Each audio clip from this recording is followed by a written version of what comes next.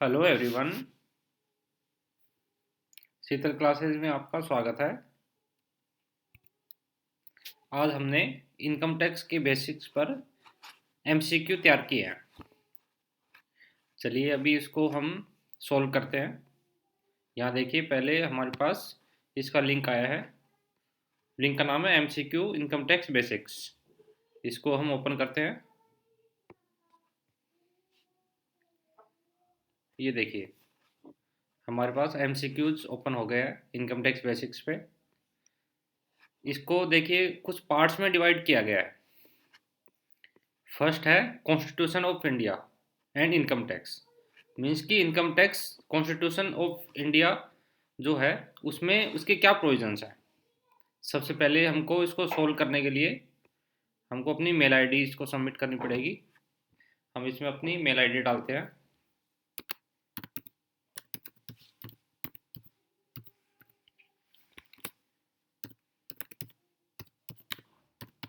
चलिए, हमने इस पर अपनी मेल आईडी सबमिट कर दी है। अब हम सोल्व करते हैं। हमारा जो फर्स्ट सेगमेंट है वो है constitution of India and income tax. अब देखिए, यहाँ पर एक लिंक दिया हुआ है शीतल क्लासेज का। अगर हमको इसमें डिटेल अगर देखनी है इसकी, तो हम इस पर डायरेक्ट लिंक पे जा सकते हैं। फॉर एग्जांपल अभी हम इस पे लिंक पे जा रहे हैं।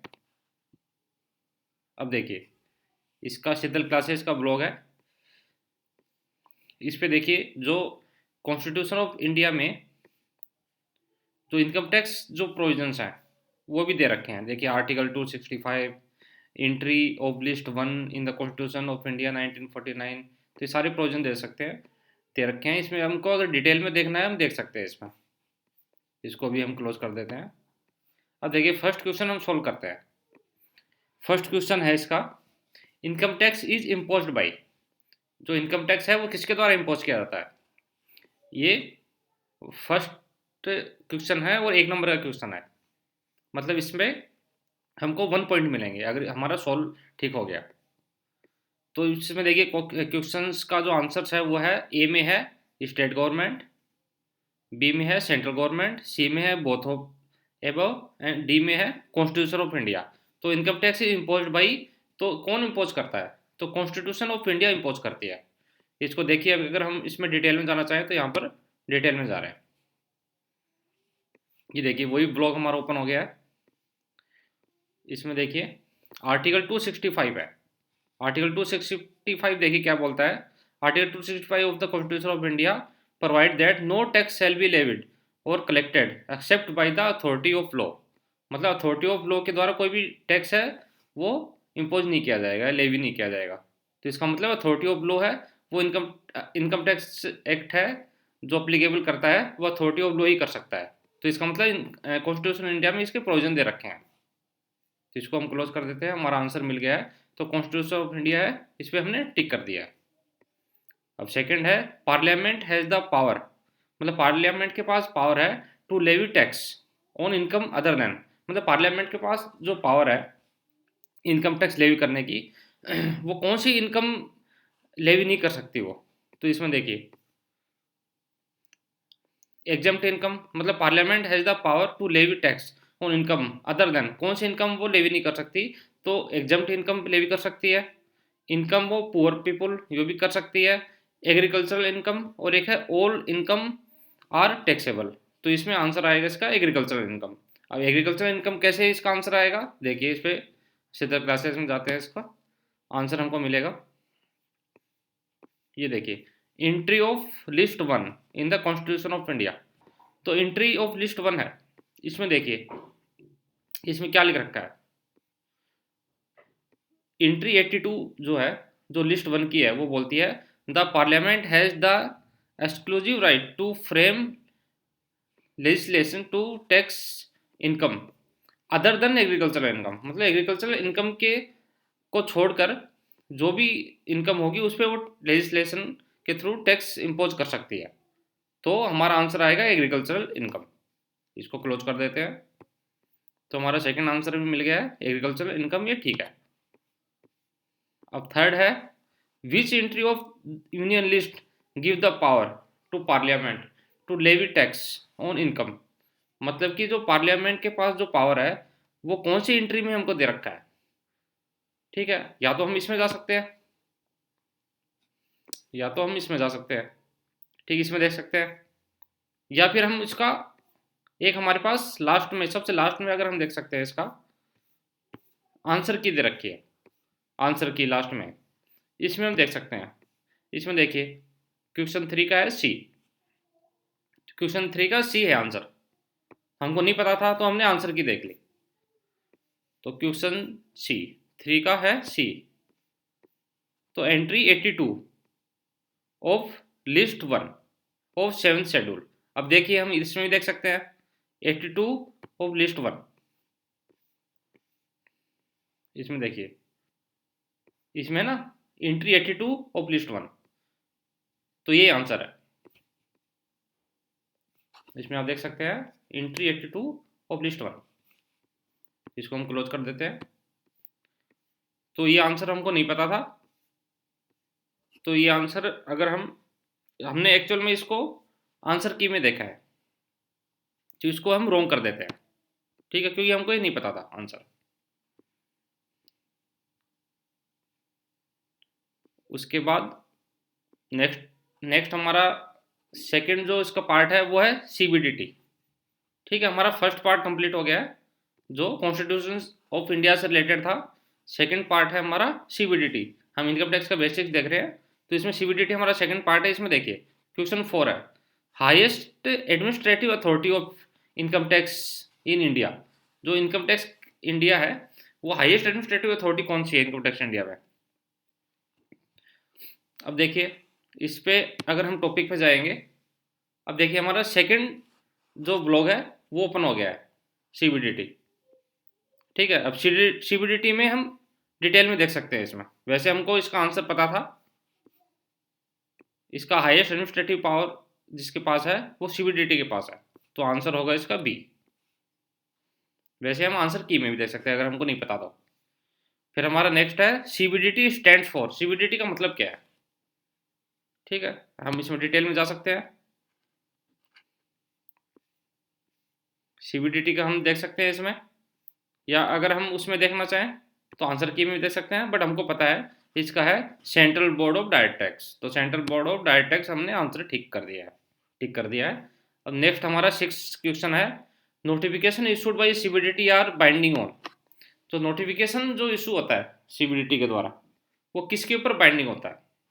ठीक है, इसका आंसर हमको नहीं पता है, ये इसका आंसर हम आंसर की में देखेंगे, हम शीतल क्लासेस में जाके भी देख सकते हैं, बट इसका हम आंसर की में देखेंगे। क्वेश्चन 6, इसमें देखिए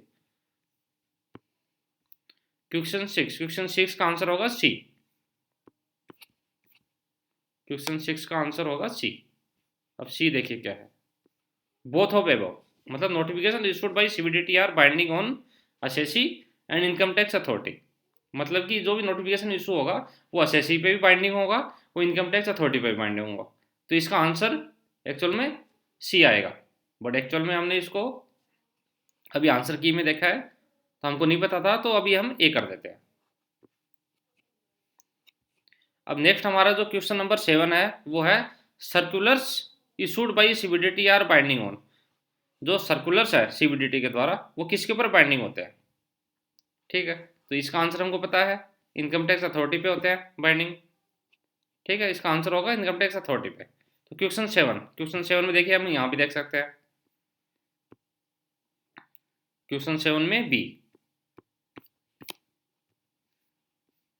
तो क्वेश्चन 7 में बी आ गया हमारा इनकम टैक्स अथॉरिटी, हमको पता था, तो हमारा इसका आंसर ठीक है।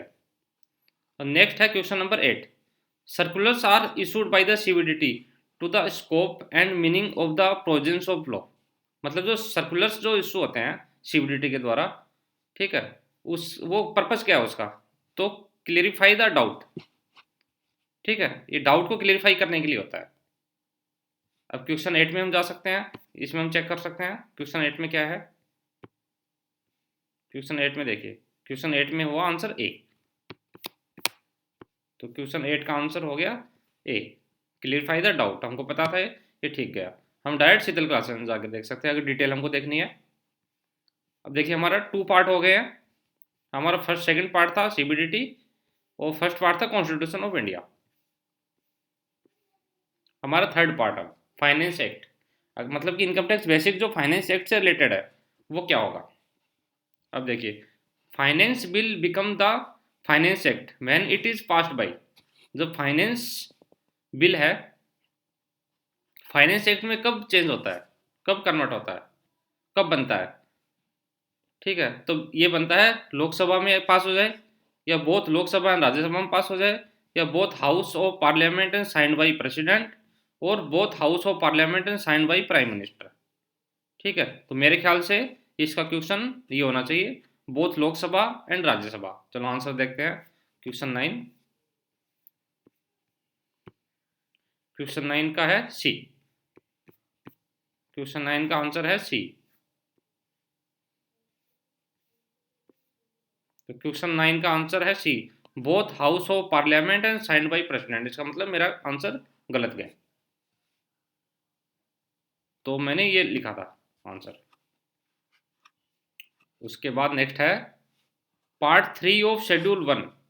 जो शेड्यूल 1 है, part 3 of schedule 1 of finance act, example लिया गया है 2018 का अगर है, तो give rate of advance tax, advance tax की रेट ये देता है। तो payable for the assessment year, ये कौन से असेसमेंट ईयर के लिए होगा। अगर फाइनेंस एक्ट 2018 के लिए है, मतलब 2018 है, तो इसका मतलब ये 18-19 पे अप्लीकेबल होगा। तो 18-19 का फिर असेसमेंट ईयर कौन सा होगा, 18-19 का असेसमेंट ईयर होगा 19-20। तो मेरे ख्याल से आंसर इसका 19-20 होना चाहिए। ठीक है, तो चलो एक बार हम टिक कर देते हैं। इसकी अगर हमको डिटेल देखनी है फाइनेंस एक्ट से रिलेटेड, तो देखिए हम डायरेक्ट शीतल क्लासेस में जा सकते हैं। इसका जो थर्ड ब्लॉग है फाइनेंस एक्ट से रिलेटेड, वो हमारा ओपन हो जाएगा। ठीक है, इसमें जो भी डिटेल आपको अगर देखनी हो वो देख सकते हैं। वैसे शीतल क्लासेस के कुछ वीडियोज भी है, अगर डायरेक्ट आप वीडियोज में जाना चाहें तो यहाँ से आप वीडियो में जा सकते हैं।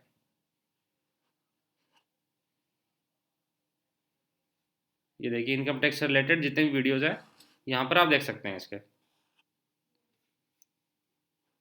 इसमें देखिए इसकी कुछ प्ले लिस्ट है।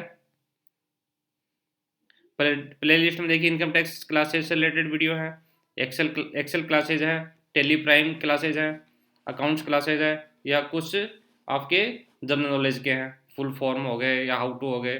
ठीक है, ये वीडियो आप यहाँ से चेक कर सकते हैं जितने भी वीडियो हैं।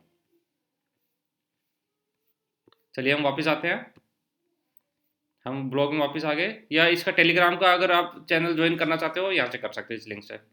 ये लिंक है आपको सारे ब्लॉग्स पे दे रखे हैं। इसको हम क्लोज कर देते हैं, नेक्स्ट क्वेश्चन पे चलते हैं। हमारा नेक्स्ट क्वेश्चन है पार्ट 1 ऑफ शेड्यूल 1। जो शेड्यूल 1 और part 1 of finance act 18 give rate of income tax, जो इनकम टैक्स एक्ट का रेट देता हो। ठीक है, फॉर असेसमेंट ईयर। अब कौन से असेसमेंट ईयर के लिए देता है, तो फाइनेंस एक्ट अगर 18 है, इसका मतलब 18-19 के लिए हो गया, तो फिर 19-20 असेसमेंट ईयर हो गया उसका, तो 19-20 आएगा। मेरे ख्याल से ये होना चाहिए। जब हम इसका जब सबमिट कर देंगे तो इसका हम लास्ट में आंसर देखेंगे हमको कितने मार्क्स मिले हैं, उसमें सारा हमको पता चल जाएगा। अब नेक्स्ट देखिए part 2 of schedule 1 of finance act 18 give rate of tax deductible of shores for previous year. मतलब कौन से प्रीवियस के लिए ये टीडीएस के रेट देता है। तो प्रीवियस ईयर कौन सा हो गया, जिसमें जिसमें असेसमेंट नहीं होता, मतलब उसका पिछले वाला साल। तो अब देखिए 18-19 है, तो हमने देखिए अगर असेसमेंट ईयर की कैलकुलेशन की थी तो नेक्स्ट ईयर लिया था, तो हमको यहाँ पर 18-19 ही लेना पड़ेगा। तो आई थिंक ये होना चाहिए। चलिए हमारा आंसर हो गया। वैसे हम नीचे आंसर की भी देख सकते हैं। अब नेक्स्ट हमारा टॉपिक आ गया इनकम टैक्स एक्ट, मतलब एक्ट से रिलेटेड कौन से क्वेश्चन हैं, अगर हम इसकी डिटेल में जाना चाहें। अब देखिए एक्ट का इसका ब्लॉग है एक और, इसमें एक्ट से रिलेटेड जितने भी क्वेरीज हैं, जितने भी प्रोविजंस हैं वो दे रखे हैं। बाकी आप डायरेक्ट अगर वीडियोज देखना चाहें यहाँ से वीडियो देख सकते हैं। इसको हम क्लोज कर देते हैं। अब देखिए अब कुछ क्वेश्चन है। Income tax act 1961 applies to, जो 1961 है इनकम टैक्स वो किस पे अप्लाई है, whole of India, whole of India excluding J and K, Maharashtra, all of the above. तो ये पूरे इंडिया पे अप्लीकेबल है। तो ओके हो गया हमारा। फिर नेक्स्ट आ गया income tax act contains sections. Income tax act है, कितने सेक्शंस है इनकम टैक्स एक्ट में? तो मेरे ख्याल से 298 है, तो इसको हम 298 कर देते हैं। उसके बाद income tax act contains schedule. Income tax act में कितने शेड्यूल्स हैं? तो आई थिंक इसका आंसर ए आएगा, तो हम ए कर देते हैं। उसके बाद the basic source of income tax law is. तो बेसिक सोर्स क्या है? इनकम टैक्स लॉ है, उसका बेसिक सोर्स क्या है? तो ये तो सिंपल है, इनकम टैक्स का 1961 है। उसके बाद income tax act come into force. जो इनकम टैक्स एक्ट है वो कब अप्लीकेबल हुआ है? तो आई थिंक इसका आंसर बी है, मतलब कि 1962 में हुआ है, 1 अप्रैल 1962 में। उसके बाद proviso gives to the main provision. जो प्रोविजो है वो मेन प्रोविजन का क्या देता है? तो मेरे ख्याल से इसका प्रोविजो देता है एक्सेप्शंस देता है। तो इसका आंसर देखते हैं, चलिए मेरे ख्याल से इसका बी होना चाहिए। आंसर देखते हैं 18 में बी होना चाहिए। तो इसका 18 में है इसका आंसर बी, तो इसका मतलब हमारा ठीक है इसका आंसर।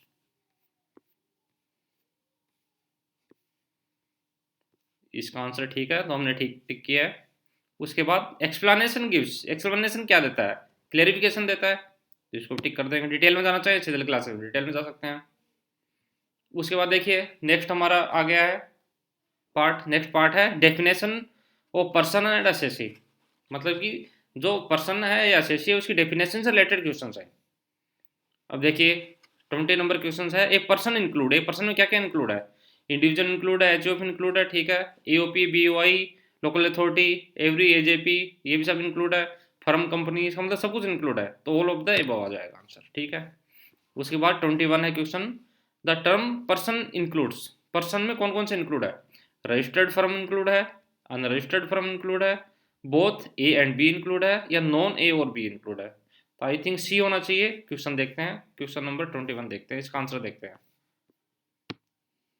21 का देखते हैं, 21 का आएगा सी। ये देख सकते हैं आप, सी है, तो इसका मतलब हमारा आंसर ठीक है। तो 21 का आंसर हो गया सी, सी हो गया। उसका मतलब एज पर, नेक्स्ट क्वेश्चन है एज पर सेक्शन 27 का assessee means a person. Assessee का क्या मतलब है? By whom any tax or other sum of money is payable, against whom proceedings has been taken under the act, a person deemed to be assessee in default, or all of the above? तो I think all of the above आएगा। एक बार हम देख लेंगे, इसको answer की नहीं देखते हैं, चलो हम रिस्क लेते हैं। उसके बाद association of person consist of. Association of person है वो किसके द्वारा बनता है? तो एसोसिएशन ऑफ पर्सन में क्या क्या होता है? इंडिविजुअल्स होते हैं, ओनली इंडिविजुअल्स, कंपनी होती है, या एनी पर्सन, ठीक है, अदर देन होता है, ये एनी काइंड ऑफ पर्सन। तो मेरे ख्याल से ये आएगा, डी आएगा इसका आंसर, डी आएगा, ठीक है। उसके बाद नेक्स्ट चलते हैं, body of individual consist of. तो इसमें तो इंडिविजुअली आ रहा है, तो इंडिविजुअली आंसर आएगा। उसके बाद as per section 231 following is not included in the definition of person. Definition of person में क्या क्या इंक्लूड नहीं है? इंडिविजुअल इंक्लूड है, ओके, एचयूएफ इंक्लूड है, कंपनी इंक्लूड है, माइनर, माइनर इंक्लूड नहीं है, तो आंसर आ गया माइनर। अगर इसकी डिटेल में जाना चाहे तो शीतल क्लासेज में जा सकते हैं डायरेक्ट। देखिए इसका नेक्स्ट ब्लॉग है definition sections of income tax act. इसमें इससे रिलेटेड जितने भी प्रोविजंस है, जितने भी डेफिनेशंस हैं इसकी, इनकम टैक्स एक्ट में जितनी भी डेफिनेशंस है सेक्शन वाइज, इसमें सारी डिटेल है। चलो इसको क्लोज कर देते हैं, नेक्स्ट पे आते हैं। नेक्स्ट क्वेश्चन हमारा है 26, a municipal corporation legally entitled to manage and control a municipal fund is taxable in the states. मतलब कि म्यूनसिपल कॉर्पोरेशन का स्टेटस क्या होता है? इंडिविजुअल नहीं है, एओपी नहीं है, एजेपी नहीं है, लोकल अथॉरिटी होता है, तो सी हो जाएगा। उसके बाद नेक्स्ट क्वेश्चन है हमारा question number 27, A and B are legal heir of C, ठीक है। After death of C A and B carry on is business. मतलब ए और बी है, सी की डेथ के बाद बिजनेस कैरी करते हैं, उसके लीगल हेयर थे, विदाउट एंट्री इनटू पार्टनरशिप। कोई पार्टनरशिप का कोई भी डीड नहीं साइन हुआ है, तो व्हाट इज देयर स्टेटस? तो उनका स्टेटस क्या है? कंपनी तो होगा ही नहीं, एलएलपी नहीं है क्योंकि पार्टनरशिप एक्ट कोई साइन ही नहीं हुआ है, फर्म भी नहीं है क्योंकि पार्टनरशिप एक्ट नहीं हुआ है, तो एसोसिएशन ऑफ पर्सन होना चाहिए, तो आई थिंक ये सी होगा। उसके बाद नेक्स्ट हमारा आता है डेफिनेशन ऑफ ईयर। ये डेफिनेशन ऑफ पर्सन था लास्ट वाला, ये देखिए डेफिनेशन ऑफ पर्सन और एसएससी था। अब ये है हमारा डेफिनेशन ऑफ ईयर, उससे रिलेटेड क्वेश्चन हैं। अब देखिए assessment year is the period of 12 month, 12 month का पीरियड होता है असेसमेंट ईयर का, ठीक है। कमेंसिंग ऑफ फर्स्ट डे, मतलब कौन सी डे से स्टार्ट होता है, अप्रैल एवरी ईयर, जुलाई एवरी ईयर, दिसंबर एवरी ईयर, जनवरी एवरी ईयर, तो आंसर आएगा अप्रैल, अप्रैल से स्टार्ट होता है। तो नेक्स्ट क्वेश्चन हमारा assessment year can be a period of, assessment year है वो कितने पीरियड का होता है, तो ओनली 12 मंथ, मेरे ख्याल से 12 मंथ का होना चाहिए। फिर नेक्स्ट क्वेश्चन है year in which income is taxable is known as, मतलब कौन से पीरियड, मतलब कि कौन से ईयर में इनकम टैक्सेबल होती है, तो असेसमेंट ईयर में होती है। अब देखिए असेसमेंट ईयर किसने है, तो बी, या तो बी होगा या सी होगा। फिर नेक्स्ट क्वेश्चन क्या है, and year in which income is earned, ठीक है, इसका मतलब प्रीवियस ईयर में अर्न होती है, तो ये हो जाएगा आंसर, आंसर हो जाएगा बी, क्योंकि असेसमेंट ईयर में टैक्सेबल होती है, प्रीवियस ईयर में इसको अर्न होती है। अब नेक्स्ट क्वेश्चन है first previous year in case of business of profession, कोई बिजनेस एंड प्रोफेशन है वो न्यूली सेटअप है, ठीक है, उसका फर्स्ट प्रीवियस ईयर क्या कैसे होगा, और कब सेटअप हुआ है, 31 मार्च 19 में, ठीक है, 31 मार्च 19 में सेटअप हुआ है, तो इसका प्रीवियस ईयर क्या होगा, तो प्रीवियस ईयर तो वही होता है जिस जब उसका अर्न होता है, इनकम अर्न होती है जिस पीरियड में, तो सेटअप ही इसी साल हुआ है, इसी पीरियड में हुआ है, तो इसका मतलब, और क्लोजिंग जब फाइनेंशियल ईयर की क्लोजिंग होती है तो वो कब होती है, वही मार्च में होती है, 31 मार्च को, तो इसका मतलब 31 मार्च को ये स्टार्ट हुआ है, 31 मार्च को ही ये क्लोज हो गया है, फाइनेंशियल ईयर क्लोज हो गया है। तो अब देखिए इसका क्या है, start from 31 March 19 and will and on 31 मार्च 19, तो आंसर होना चाहिए इसका बी। अब नेक्स्ट है पिक द करेक्ट वन, हमको करेक्ट पिक करना है। Assessment year and previous year are the same concept, नहीं, assessment year the assessment year is the year next to the previous year, ये ठीक है, और previous year is the year next to assessment year, ये भी नहीं है, none of the above ये भी नहीं है, तो ये ठीक है, assessment year is the next of the previous year, क्योंकि असेसमेंट ईयर प्रीवियस ईयर के बाद आता है। हमारा नेक्स्ट है question, all assessees are required to follow, जितने भी असेसी हैं उनको क्या फॉलो करना चाहिए, uniform previous year which must be calendar year only, uniform previous year which must be previous year only, ठीक है, any period of 12 month as previous year, और period starting from 1 July to 31 June, तो इसका answer हम देखते हैं question 33, question 33 में देखते हैं इसका आंसर। देखिए क्वेश्चन 33 का आंसर है बी, तो इसका क्वेश्चन 33 का आंसर हो जाएगा बी, तो हमको ये आंसर नहीं पता था तो हम कोई भी गलत टिक कर देते हैं। उसके बाद a person follow a calendar year, एक कैलेंडर ईयर को फॉलो कर रहा है फॉर अकाउंटिंग पर्पज, ठीक है, for taxation he has to follow, अब टैक्सेशन के लिए वो क्या फॉलो करेगा, तो मेरे ख्याल से ये he will follow extended year from 1 July to next, ये भी नहीं होगा, एक कैलेंडर और financial year as per his choice, या फाइनेंशियल ईयर ओनली, तो मेरे ख्याल से फाइनेंशियल ईयर को ही इसको सिलेक्ट करना पड़ेगा, तो ये आंसर आ गया बी। फिर नेक्स्ट क्वेश्चन है इसका, in which of the following cases, मतलब इन केस में income of previous year is assessable in the previous year itself, मतलब प्रीवियस ईयर में इनकम जब हम अर्न करते हैं तो उसका टैक्सेबल होती है असेसमेंट ईयर में, बट ऐसी कौन सी सिचुएशन है जब प्रीवियस ईयर में इनकम अर्न कर रहे हो, प्रीवियस ईयर में टैक्सेबल हो रही है, अब वो आएगा आंसर मेरे ख्याल से ए पर्सन लिविंग इंडिया, एक जो पर्सन है वो अगर इंडिया लिविंग वाली सिचुएशन आ गई है, इंडिया को छोड़ रहा है वो, तो इंडियन गवर्नमेंट के पास कोई चॉइस नहीं बचती, तो उसी साल में ही उसका टैक्सेबल कर देता है इनकम, तो इसको टिक कर दिया हमने। अब हमारा लास्ट आता है डेफिनेशन ऑफ इनकम से रिलेटेड क्वेश्चंस, इसमें देखिए as per sections 224 definition of income is, ठीक है, डेफिनेशन ऑफ इनकम क्या है, इंक्लूसिव है, एक्सक्लूसिव है, एक्सक्लूसिव है, एग्जॉस्टिव है, एक्सक्लूसिव है, डिस्ट्रैक्टिव है, तो मेरे ख्याल से इसका आंसर आना चाहिए ए। उसके बाद income include the following type, following type की इनकम इंक्लूड है इनकम में, legal income, illegal income, both या नॉन। तो मेरे ख्याल से लीगल इनकम ही टैक्सेबल होती है। उसके बाद विच of the following income is not included in the term income, मतलब इनमें से कौन सी इनकम की टर्म में नहीं आती। प्रॉफिट एंड गेन आता है, डिविडेंड आता है, profit and leave of salary आती है, रिम्बर्समेंट ऑफ ट्रेवलिंग एक्सपेंडिचर, ये इनकम की कैटेगरी में नहीं आता है। डिटेल अगर हम जानना चाहें तो शीतल क्लासेस में जाके हम इसके डिटेल में जा सकते हैं। इसका इनकम वाला देख सकते हैं पार्ट। इनकम वाला देखिए, ये है इनकम इंक्लूड, इनकम में क्या क्या इंक्लूड है, ये सारा हम यहाँ से देख सकते हैं। अभी इसको क्लोज करते हैं, नेक्स्ट क्वेश्चन पे आते हैं। नेक्स्ट क्वेश्चन हमारा है cash gift received from a non relative. Non relative cash gift receive हुआ है is regarded as income but the exempt amount is, इसका कुछ लिमिट है। तो मेरे ख्याल से इसकी लिमिट होनी चाहिए 50,000। अगर 50,000 से ज़्यादा अगर विदाउट रिलेटिव से अगर कैश हमको गिफ्ट मिल रहा है तो वो टैक्सेबल हो जाएगा। और हमारा लास्ट क्वेश्चन है what is not included in taxable income. Taxable income में क्या इंक्लूड नहीं है। Income from smuggling activity, casual income, capital received accept gain और ट्रांसफर ऑफ कैपिटल असेट्स, और इनकम रिसीव्ड इन काइंड। तो मेरे ख्याल से कैपिटल रिसीव्ड इसमें इंक्लूड नहीं होनी चाहिए। आंसर की हमने देख ली थी जैसे हमको रिक्वायरमेंट हुई। अब हम नेक्स्ट पे आते हैं, इसका नेक्स्ट पे आते हैं। तो नेक्स्ट में देखिए, नेक्स्ट पे इसका है subscription rating suggestion for improvement and new topic. Means कि ये पूछ रहा है कि आपको अगर सब्सक्रिप्शन लेना है, मतलब सब्सक्राइब करना है, या कोई रेटिंग देनी है, या कोई सजेशन देने हैं इम्प्रूवमेंट के लिए, या कोई न्यू टॉपिक के लिए इसमें कोई सजेशन देने हैं तो आप दे सकते हो। तो फर्स्ट हमारा है सब्सक्राइब शीतल क्लासेज, ठीक है, इस पर हम टिक करेंगे।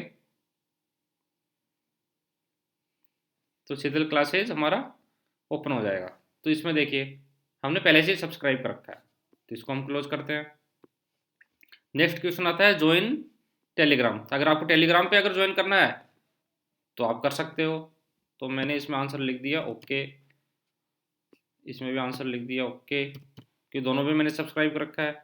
अब रेटिंग ये पूछ रहा है आपको, मान लीजिए 1 to 10 रेटिंग देनी है, कि जैसे उसने क्वेश्चन पूछे क्वेश्चन की क्वालिटी क्या है, या जैसे भी और भी उसने जो भी चीज़ कवर की है वो कैसा है। तो मुझे लगा कि इसकी रेटिंग 9 होनी चाहिए, तो मैंने 9 दे दिया इसको। वो suggestions for improvement and new topic, ये कुछ सजेशन मांग रहा है, ठीक है, तो सजेशन हम दे सकते हैं। इसमें हम सजेशन दे रहे हैं प्लीज मेक MCQ ऑन